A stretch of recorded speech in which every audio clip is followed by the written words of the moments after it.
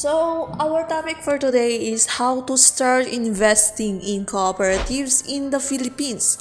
So, to become a member of cooperatives, here's what you need to do. So, if you're interested, please keep on watching.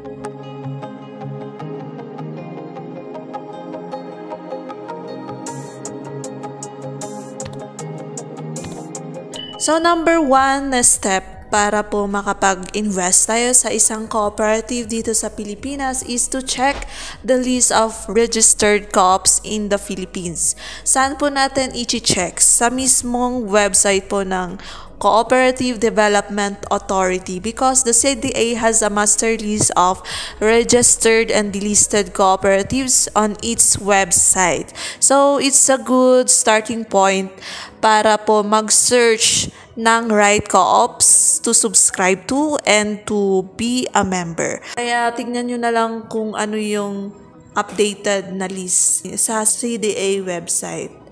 Kung ayaw nyo naman i-search, then mas magandang punta na lang po kayo sa office po ng Cooperative Development Authority para po makuha yung lahat po ng list dito. Now, another step how to invest in cooperatives is to choose the co-ops you want to join in. Kung meron ka nang napili, of course, i-search mo lang din yung web page nila or yung social media na page nila, Facebook page or sa kanilang YouTube channel.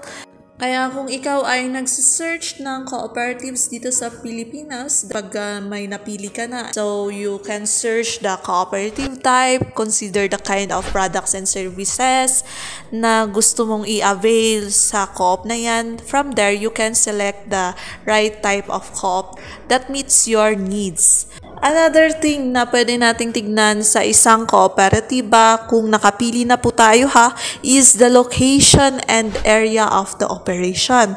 Why? Syempre, yung mas accessible and flexible ka pong mapupuntahan kapag ikaw ay nagka-emergency or nangailangan, di ba? Dapat lang din malapit sa inyo kasi kung taga Mindanao ka, gusto mong mag-membro dito sa aming co-op, Adtemco or iba pang cooperatives dito sa CAR, kapag nangailangan ka, mas malayo ang ito-travel mo para makapag-avail ng mga benefits or mga services or products po ng kooperatibang sinalihan mo. So, tignan mo po yung location syempre. Another thing is the total assets and net surplus. Magkano ang net surplus? Alam naman natin na numbers can't lie. So, sa numbers pa lang po ng isang kooperatiba, dyan mo po malalaman kung nagpo-perform ba ng maigi or ginagawa ba ng mga staffs or mga officers ang kanilang mga trabaho para kumita ang kooperatibang sinalihan mo. The higher the figures are, the more stable and less risky they are. Diba guys, ang tinitignan natin dito sa kooperatiba is of course yung pwedeng returns din natin. Alam ko na yun naman ang pinakauna nating gugustuhin kapag tayo ay nag-invest sa isang kooperatiba. Meron ba tayong returns? Malaki ba ang ating returns or dividends dito? Diba? So, another thing is number of members. So, a cooperative membership size says a lot about its reputation and reliability. So, kung maraming members, syempre, marami po talagang nagtitiwala sa kooperatibang yan. So, yan po ang dapat nating tignan kapag nagjo-join po tayo sa isang kooperatiba. Step number 3, gather as much information as you can. Tignan mo yung organization's profile, history, mission and vision, ano yung mga products and services ng kooperatibang yan, membership eligibility and documentary requirements, maayos ba ang pagkaka-filing ng kanilang mga documents, baka mamaya nagkawala-wala or yung mga titulo ng mga members na kinolateral na wala. So, syempre, yung image po ng isang kooperatiba ang nakasalalay kapag ganon. And step number 4 is kung nagustuhan na natin or kapag nakapag-research na po tayo, mag-apply na tayo for membership.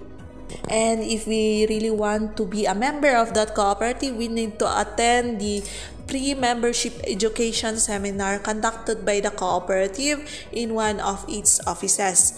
So, dito po natin malalaman kung ano yung mga operations, principles, and responsibilities po natin as a member and other important information about the co-op. Number 2 is we need to fill out the membership application form and isasubmit po natin yung required documents para po makapag-member tayo. And another thing is maglalabas din po tayo ng membership po natin.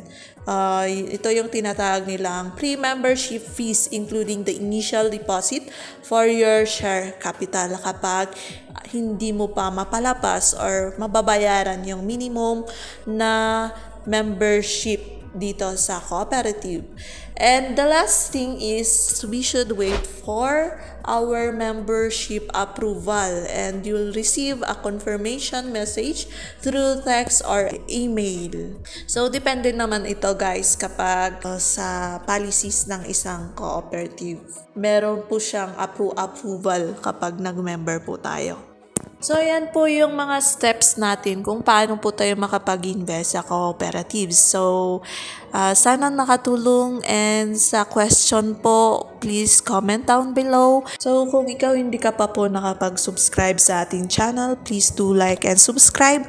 Once again, this is Ibing Get Grace saying sharing is caring. Bye! See you!